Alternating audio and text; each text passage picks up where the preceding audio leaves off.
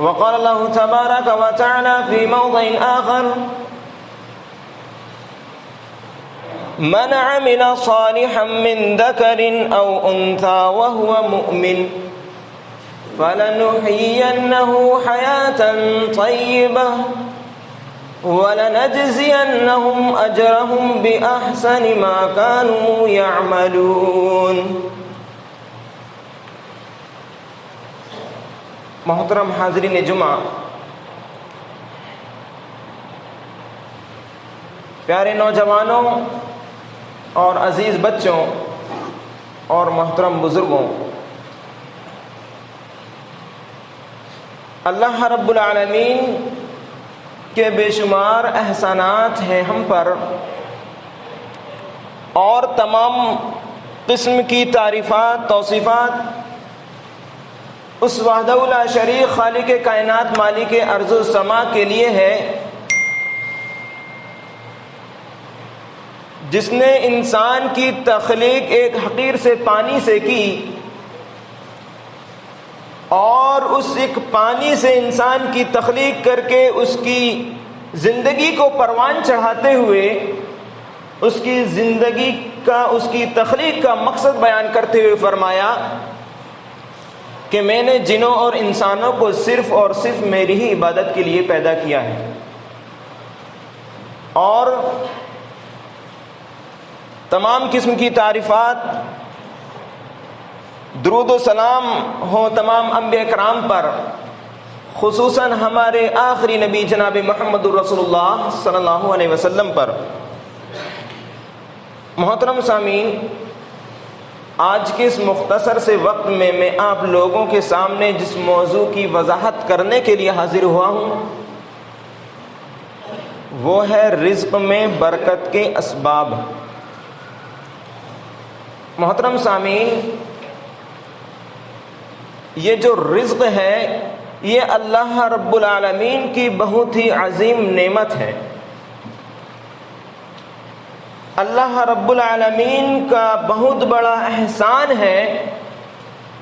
اگر ہم صرف اس کے اس احسان کا بدلہ مرتے دم تک بھی چکانا چاہیں تو اس احسان کا بدلہ ہم چکا نہیں سکتے۔ اب رزق کا مطلب صرف یہ نہیں کہ مال و دولت کو رزق کہا جائے، بلکہ رزق مال و دولت کے ساتھ ساتھ انسان کی اولاد اور اس کی زندگی میں خوشحالیوں کو بھی رزق سے تعبیر کیا جاتا ہے۔ ان سب چیزوں کو، ان ساری چیزوں کے مجموعے کو رزق کہا جاتا ہے۔ خصوصاً ہمارے درمیان اکثریت ان لوگوں کی ہے جن لوگوں کا تعلق کھیتی کسانی سے ہے، اور کچھ لوگوں کی تعداد دیگر پیشوں سے ہے۔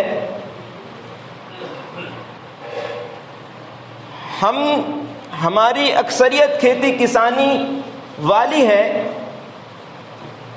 ہم کھیتی کسانی کرتے ہیں،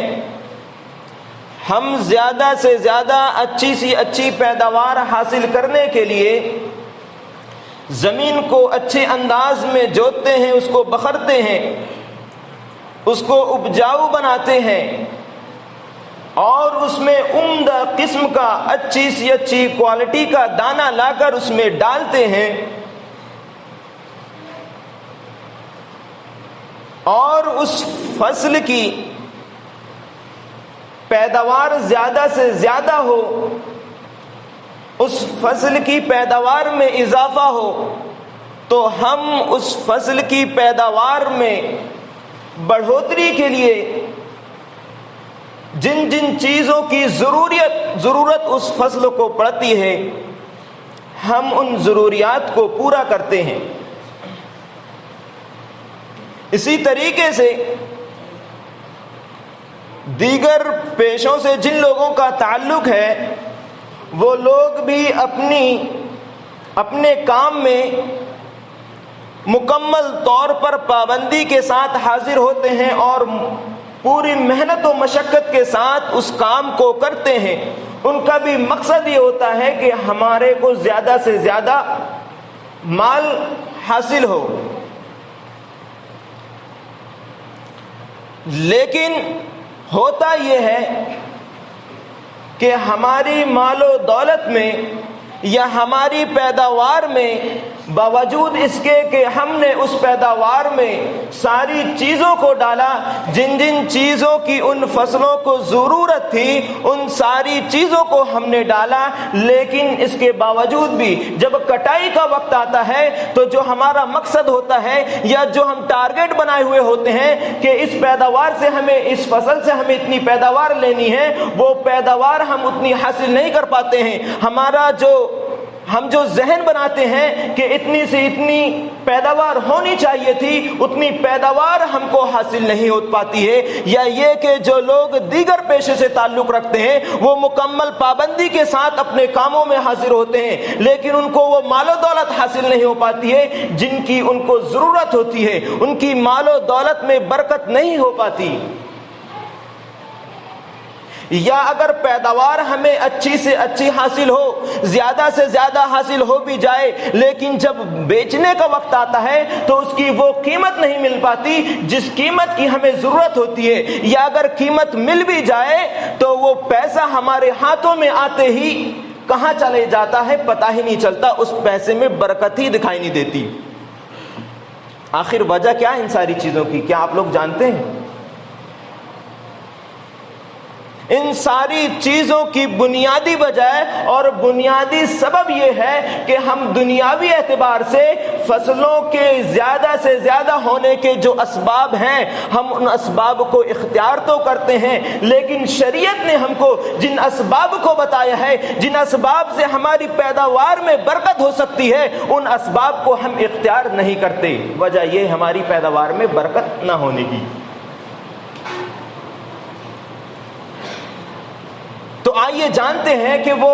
کون سے اسباب ہیں جن کے ذریعے سے ہماری زندگی میں خوشحالی آ سکتی ہے، ہماری مال و دولت میں، ہماری آل اولاد میں برکت ہو سکتی ہے۔ لیکن ان اسباب کو جاننے سے پہلے میں ایک بات کی وضاحت کر دینا چاہتا ہوں کہ سب سے پہلے ہمارے ذہنوں میں اور ہمارا یقین اور عقیدہ یہ ہونا چاہیے کہ ساری چیزوں کو رزق دینے والی اگر کوئی ذات ہے تو رب ذوالجلال کی ذات ہے۔ ہمارے کو پختہ یقین ہونا چاہیے کہ ہمیں جو بھی رزق دیتا ہے، چاہے زیادہ دے یا کم دے، وہ دینے والا اللہ رب العالمین ہے۔ جیسا کہ اللہ رب العالمین اپنی مقدس کتاب کے اندر ارشاد فرماتا ہے، ان اللہ هو الرزاق ذو القوۃ المتین، بے شک اللہ رب العالمین ہی رازق ہے، رزق دینے والا ہے، اور وہ بڑی مضبوط پکڑ والا ہے۔ اسی طریقے سے دوسرے مقام پر اللہ رب العالمین نے ارشاد فرمایا، وما من دابۃ فی الارض الا علی اللہ رزقها، کہ دنیا میں جتنی مخلوق ہیں، جو بھی دنیا کے اندر ذی روح مخلوق ہے، اس کے رزق کی ذمہ داری صرف اور صرف اللہ رب العالمین کے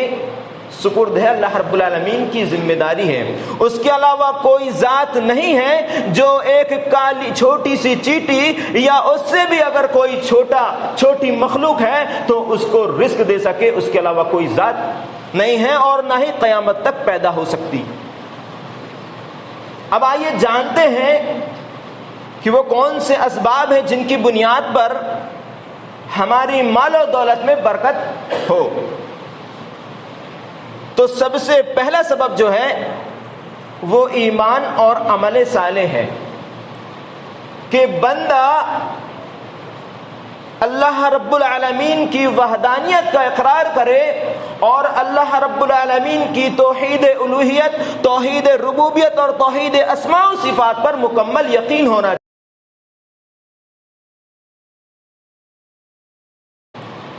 کہ بندہ اللہ رب العالمین کی وحدانیت کا اقرار کرے اور اللہ رب العالمین کی توحید الوہیت، توحید ربوبیت اور توحید اسماء و صفات پر مکمل یقین ہونا چاہیے۔ اسی طریقے سے بندے کو اس بات پر بھی مکمل یقین ہونا چاہیے کہ اللہ رب العالمین نے انبیاء کرام کو اس دنیا میں مبعوث فرمایا اور دین اسلام کے مقام پر اس کو فائز کیا اور اسلام کی دعوت اور اسلام کے مبلغ بنا کر اس دنیا میں انبیاء کرام کو بھیجا۔ اسی طریقے سے بندے کے اندر مکمل طور پر یہ یقین ہونا چاہیے کہ اللہ وحدہ لا شریک نے ایک نورانی مخلوق پیدا کی جنہیں ہم فرشتے کہتے ہیں۔ وہ فرشتے اللہ رب العالمین کی عبادت کرتے ہیں اور اللہ رب العالمین کی نافرمانی نہیں کرتے۔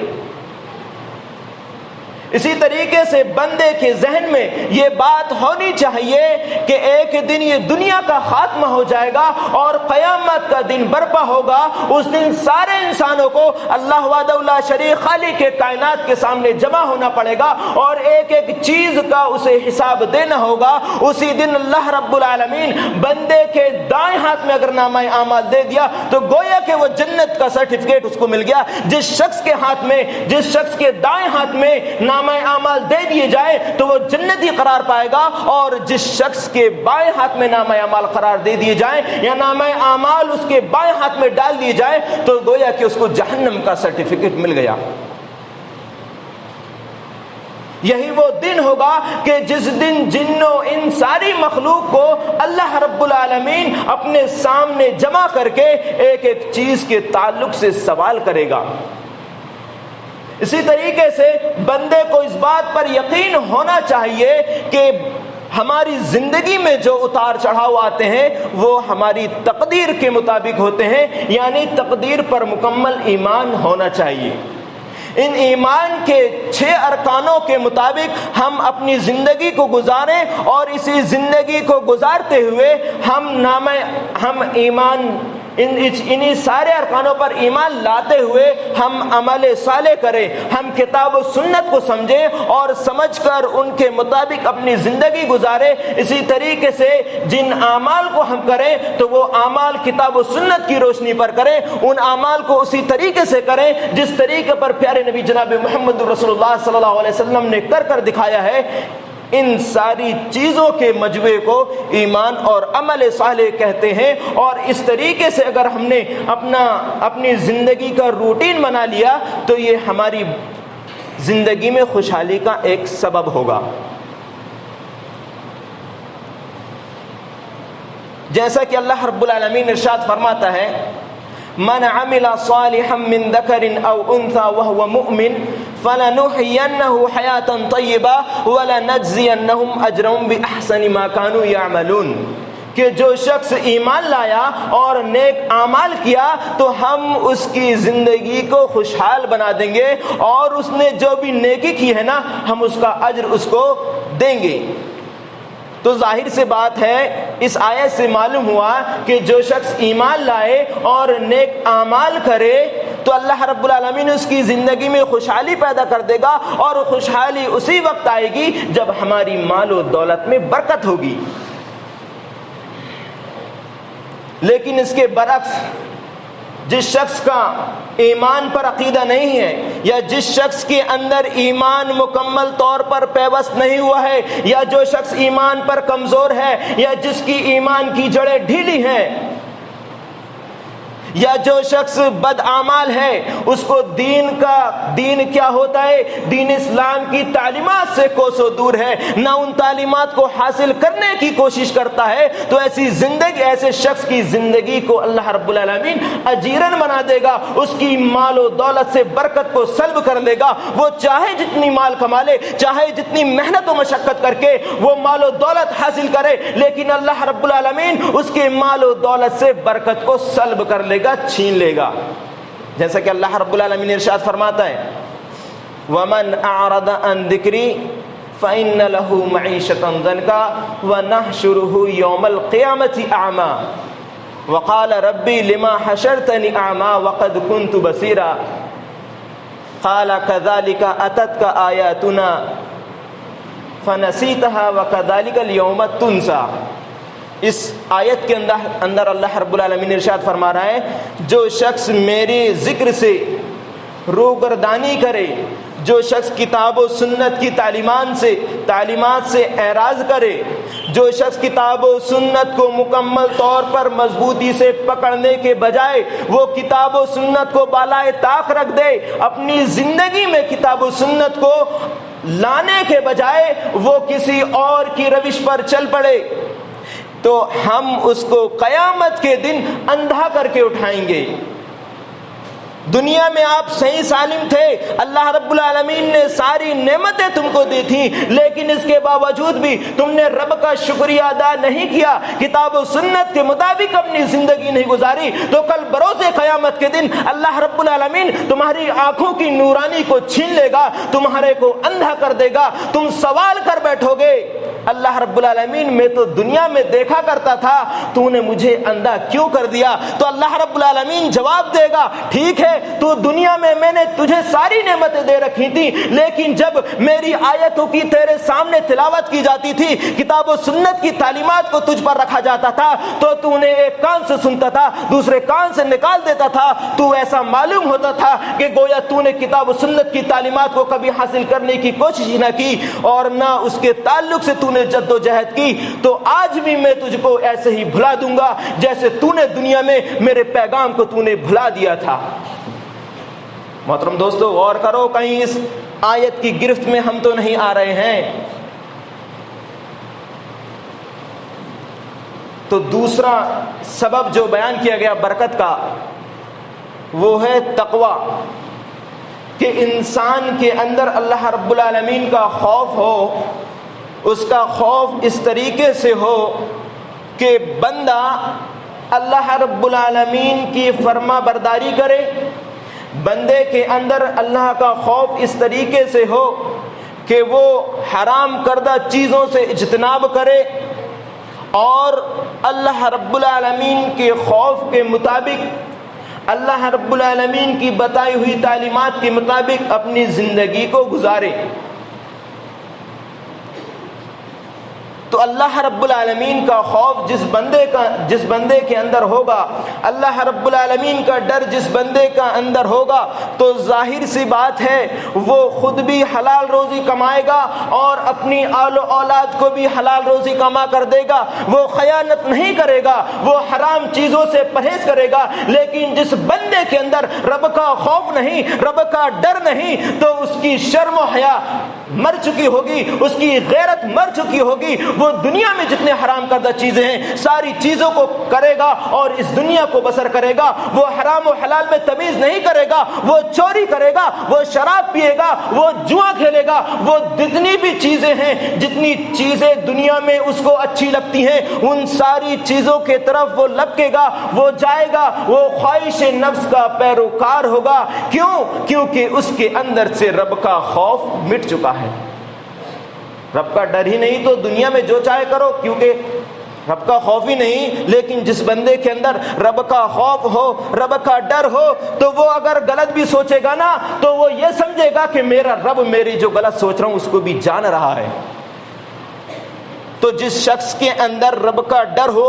خوف ہو، تو اللہ رب العالمین اس کی رزق میں برکت دے گا اور ایسی جگہ سے برکت دے گا کہ آپ گمان بھی نہیں کر پاؤ گے یہ میں نہیں، میرا رب فرما رہا ہے۔ فرما رہا اللہ رب العالمین وَمَن يَتَّقِ اللَّهَ يَجْعَلْ لَهُ مَخْرَجًا وَيَرْزُقْهُ مِنْ حَيْثُ لَا يَحْتَسِبُ، کہ جو رب کا تقوی اختیار کرے گا اللہ رب العالمین اس کے لیے راستے بنا دے گا اور اس کو ایسی جگہ سے رزق دے گا جہاں سے وہ گمان بھی نہیں کر پائے گا۔ تو محترم دوستو، رب کا خوف اور ڈر رکھتے ہوئے آپ اپنی زندگی کو گزاریے، کتاب و سنت کے مطابق چلیے، تو دیکھیے کیسی آپ کی زندگی پر خوشحالی آتی ہے۔ آپ تھوڑا سا بھی مال کمائیں گے نا تو اس میں آپ کو برکت نظر آئے گی، ختم نہیں ہوگا۔ شرط یہ ہے کہ آپ دنیاوی اسباب تو اختیار کر رہے ہو، جو دینی اسباب ہیں ان کو بھی اختیار کرو۔ تیسرا بنیادی سبب جو بیان کیا گیا ہے برکت کا وہ ہے تلاوت قرآن۔ اللہ رب العالمین نے جو مقدس کتاب نازل کی ہے اس کی ہر روز تلاوت کرنا، چاہے ایک ہی آیت کیوں نہ ہو لیکن ہمارے منہ میں ہونی چاہیے. ہم اس صحیفے کو ہر روز کھولیں,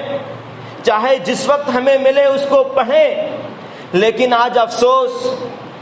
جس کتاب کو اللہ رب العالمین نے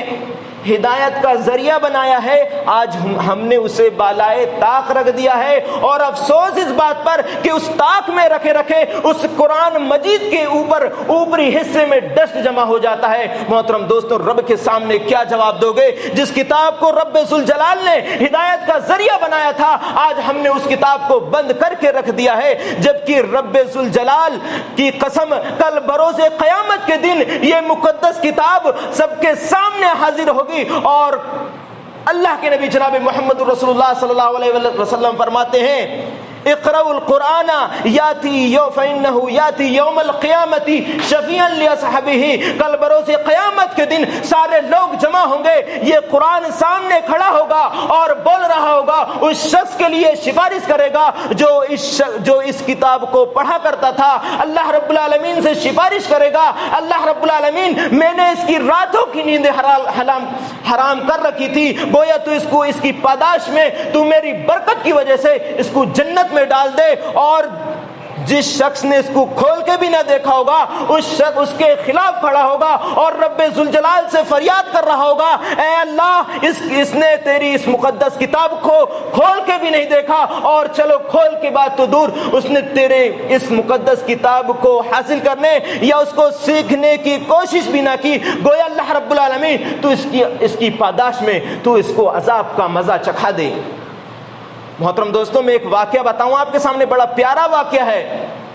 ایک بڑے ہی محدث اور بڑے ہی متقی پرہیزگار محدث گزرے ہیں جن کا نام ادریس ہے. جب ان کا غلغلے کا وقت آیا, جب جھانکنے کا وقت آیا, روح نکلنے کو ہے, ان کی لخت جگر نور نظر باس میں بیٹھی ہوئی ہے, ان کی بیٹی رونے لگتی ہے. جب اپنے والد محترم کی روح قبض ہونے والی رہتی ہے, اس وقت اپنے والد محترم کے سامنے وہ زور زور سے رونے لگتی ہے, تو اس وقت ان کے والد محترم اپنی بیٹی سے اس کی دل آزاری کرتے ہوئے, اس کو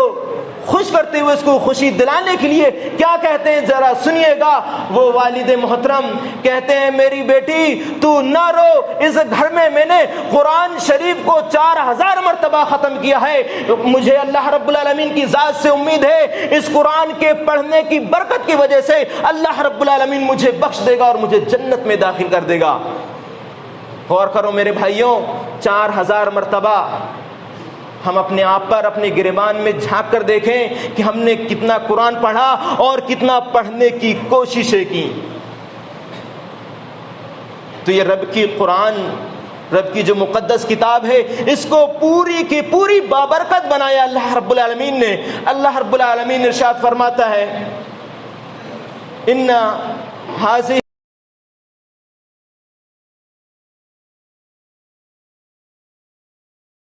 کتاب اللہ رب العالمین نے نازل کی ہے, یہ بڑی بابرکت ہے. اگر آپ اس کی تلاوت کرو گے, اس کی روزانہ دن میں ایک ہی مرتبہ صحیح اگر آپ تلاوت کریں گے, جس گھر میں اس قرآن کی تلاوت کی جاتی ہوگی اس گھر میں خوشحالی آئے گی, اس گھر میں اللہ رب العالمین برکت کے دروازے کھول دے گا. لیکن آج ہمارے دل پتھر سے بھی زیادہ سخت ہو گئے ہیں, کیونکہ رب ذوالجلال فرماتا ہے, لو انزلنا هذا القرآن على جبل لرأيته خاشعا متصدعا من خشية الله وتلك الأمثال نضربها للناس لعلهم يتفكرون. اللہ رب العالمین اس آیت کے اندر ارشاد فرما رہا ہے کہ اگر ہم پتھر کے اوپر اس کتاب کو نازل کرتے اور اس پتھر کو عقل و شعور سے نوازتے, جس طریقے سے اللہ رب العالمین نے اس مخلوق کو, انسان کو عقل و شعور سے نوازا ہے, اگر اسی طریقے سے یہ عقل و شعور ہم پتھر کو دیتے تو اس پتھر کو دینے کے بعد ہم اس کتاب کو اس پتھر کے اوپر نازل کرتے, تو وہ پتھر اس کتاب کے اندر جو پیغامات ہیں, جو تعلیمات ہیں, ان سے خوف کھا کر وہ پتھر ریزہ ریزہ ہو جاتا. لیکن آج ہمارے دل پتھروں سے بھی زیادہ سخت ہو گئے ہیں. آج ہمارے دلوں کے اندر قرآن کی تعلیمات سے ذرہ برابر بھی خوف پیدا نہیں ہوتا ہے, ہمارے دلوں میں خوف طاری نہیں ہوتا ہے. وہاں اللہ رب العالمین ایک پتھر کے بارے میں بول رہا ہے کہ اگر اس پتھر کو ہم عقل و شعور سے نواز دیں تو یہ پتھر بھی اس کے خوف سے ریزہ ریزہ ہو کر بگڑ جاتا، لیکن ہم ہی ایک ایسی مخلوق ہے جس کے کانوں میں جوں تک نہیں رینگتی۔ محترم دوستو، ہم سے بھی زیادہ ہم تو مسلمان ہیں، ہم سے بھی زیادہ جو دین کے مخالف تھے، جس وقت عرب میں دین آیا تھا، پیارے نبی جناب محمد رسول اللہ صلی اللہ علیہ وسلم، تھوڑی سا ایک واقعہ ذکر کر کے میں بات ختم کروں گا اس قرآن کے تعلق سے، کہ اللہ کے نبی جناب محمد رسول اللہ صلی اللہ علیہ وسلم جس وقت دین اسلام لے کر آئے، اسلام کی تعلیمات کو پیارے نبی جناب محمد رسول اللہ صلی اللہ علیہ وسلم نے مکہ کے اندر پھیلانا شروع کیا، تو اس وقت جو بڑے بڑے سردار تھے، جو اپنے قوم کے اندر بڑے سردار مانے جاتے تھے، ان لوگوں میں سے ایک کا ذکر، ایک کا نام اسلام سے پہلے بڑے ہی اسلام کے دشمن تھے، بالکل خوخار اور غصے کے بہت زیادہ تیز۔ یہی وجہ ہے کہ جب انہوں نے اسلام قبول کیا تو مسلمان اعلان نماز پڑھنے لگے، لیکن اسلام لانے سے پہلے وہ صحابی رسول کا یہ عالم تھا کہ بالکل ایک دم غصے سے آگ بگولا ہو گئے، جن کو نام عمر فاروق سے جانتے ہیں۔ عمر فاروق رضی اللہ تعالیٰ عنہ اسلام قبول کرنے سے پہلے بالکل غصے میں تمتما گئے اور تلوار نیام سے باہر نکال لی اور پیارے نبی جناب محمد رسول اللہ صلی اللہ علیہ وسلم کو قتل کرنے کے لیے نکل گئے، لیکن راستے میں ایک صحابی رسول سے ملاقات ہو گئی۔ وہ صحابی رسول کہتے ہیں، اے عمر تم کہاں جا رہے ہو؟ تو عمر رضی اللہ تعالی عنہ جواب دیتے ہیں کہ میں حضرت محمد صلی اللہ علیہ وسلم کا آج قصہ تمام کرنے جا رہا ہوں۔ جب یہ لفظ وہ صحابی رسول سنتے ہیں تو وہ صحابی رسول ان کو فرماتے ہیں کہ اے عمر تم محمد صلی اللہ علیہ وسلم کو تو بعد میں دیکھنا، پہلے اپنے گھر کی تو خبر لے لیجئے، آپ کے گھر تو جا کر دیکھیے۔ جب عمر رضی اللہ تعالیٰ عنہ ان صحابی رسول کی یہ بات سنتے ہیں تو اپنے گھر تشریف لے جاتے ہیں۔ اپنے گھر جیسے ہی داخل ہوتے ہیں تو ان کی بہن اور بہنوئی اسلام لا چکے تھے۔ حضرت خباب رضی اللہ تعالیٰ عنہ ان کو قرآن پڑھ کر سنا رہے تھے، وہ قرآن کی تلاوت کرتے جا رہے تھے۔ جس وقت عمر رضی اللہ تعالیٰ عنہ جاتے ہیں، پہلے تو اس قرآن جو خباب رضی اللہ تعالیٰ عنہ ان کی بہن اور بہنوئی کو سکھا رہے تھے، اس قرآن کی تلاوت سنتے ہیں۔ اس کے بعد دروازہ کھٹکھٹاتے ہیں، دروازہ کھولا جاتا ہے۔ جیسے ہی دروازہ کھولتے ہیں وہ اپنے بہنوئی پر ٹوٹ پڑتے ہیں، وہ ہنٹروں سے مارتے ہیں۔ جب بہن کو دیکھا نہیں جاتا، ان کے شوہر کی پٹائی ہو رہی ہے، تو وہ بہن اپنے شوہر کو بچانے کے لیے جاتے ہیں۔ عمر رضی اللہ تعالیٰ عنہ جیسے ہی ان کی بہن کو دیکھتے ہیں، ان کی بہن پر بھی ٹوٹ پڑتے ہیں، ان کو بھی ہنٹر سے بہت مارتے ہیں۔ لیکن جب مار کر تھک جاتے ہیں تو پوچھتے ہیں ذرا بتاؤ تو صحیح جس چیز کی تم تلاوت کر رہی تھی وہ ہے کہاں؟ تو ان کی بہن کہتی ہیں کہ یہ ناپاک شخص کو نہیں دیا جاتا، آپ پہلے غسل کر کے آئیے، اس کے بعد میں اس قرآن کو آپ کے ہاتھوں میں دوں گی۔ تو دل پہلے قرآن کی تلاوت سن رکھی تھی، جاتے ہیں غسل کرتے ہیں، قرآن اٹھاتے ہیں، قرآن دیا جاتا ہے، قرآن کھولتے ہیں اور کھولنے کے ساتھ جب تلاوت کرنا شروع کرتے ہیں تو دل میں کپ کپی طاری ہو رہی ہے، آنکھوں سے آنسو جاری ہیں۔ وہی شخص جو ابھی کچھ دیر پہلے اسلام کا سخت مخالف تھا، اسلام کے بارے میں وہ محمد صلی اللہ علیہ وسلم کا ہی قصہ تمام کرنا چاہتا تھا، اس کا دل بھی موم بن گیا، وہ رونے لگا۔ وہ وہاں سے نکلتا ہے، آپ صلی اللہ علیہ وسلم صحابہ کرام کے ساتھ دار ارقم میں جمع ہیں۔ وہ صحابی رسول حضرت عمر رضی اللہ تعالیٰ عنہ ان کے گھر سے نکلتے ہیں اور جاتے ہیں، دار ارقم میں پہنچتے ہیں، وہاں پہ گیٹ بند رہتا ہے۔ جب کھٹکھٹاتے ہیں تو عمر رضی اللہ تعالیٰ عنہ کی آواز سے سارے صحابہ کرام خوف طاری ہو جاتا ہے، ڈرنے لگتے ہیں کہ اب کیا ہوگا، کیونکہ وہ جانتے ہیں کہ عمر رضی اللہ تعالیٰ عنہ بہت خوخار ہیں، بہت غصے کے تیز ہیں، لیکن ان کو کیا معلوم کہ وہ اسلام قبول کر چکا ہے۔ جب وہ دروازہ کھولا جاتا ہے، حضرت حمزہ رضی اللہ تعالیٰ عنہ اندر ہیں، وہ بھی بہت زیادہ طاقتور تھے۔ وہ کہتے ہیں کہ دروازہ کھولو، اگر یہ اچھی نیت سے آیا ہے تو ٹھیک ہے، ورنہ اس کی تلوار سے اس کی گردن کو الگ کر دیا جائے گا۔ دروازہ کھولا جاتا ہے، عمر رضی اللہ تعالیٰ عنہ اندر داخل ہوتے ہیں۔ پیارے نبی جناب محمد رسول اللہ صلی اللہ علیہ وسلم جب آگے بڑھتے ہیں اور عمر رضی اللہ تعالیٰ عنہ سے پوچھتے ہیں کہ تم کس نیت سے آئے ہو؟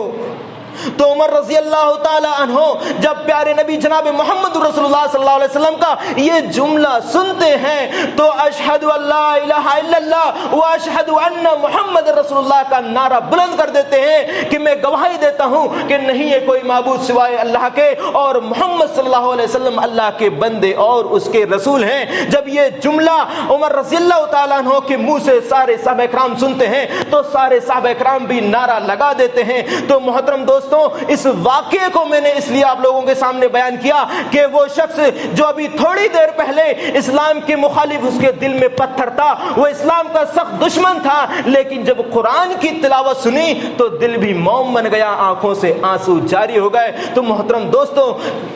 کہنے کا مطلب یہ ہے کہ ہم قرآن کو پڑھیں، اس کو سمجھ کر پڑھیں اور اس کے مطابق زندگی گزارنے کی کوشش کریں۔ تو وقت ختم ہو گیا ہے محترم دوستو، یہ چند اسباب تھے، ابھی اور اسباب بہت سے باقی ہیں۔ تو جو بھی اسباب ہم نے سنے ان اسبابوں کو اختیار کرنے کی کوشش کریں۔ اللہ رب العالمین ہمیں اپنی مال و دولت میں دنیاوی اسباب کے ساتھ دینی اسباب کو بھی اختیار کرنے کی توفیق عطا فرما۔ اے الہ العالمین ہماری مال و دولت میں تو برکت عطا فرما۔ اے الہ العالمین تو ہمیں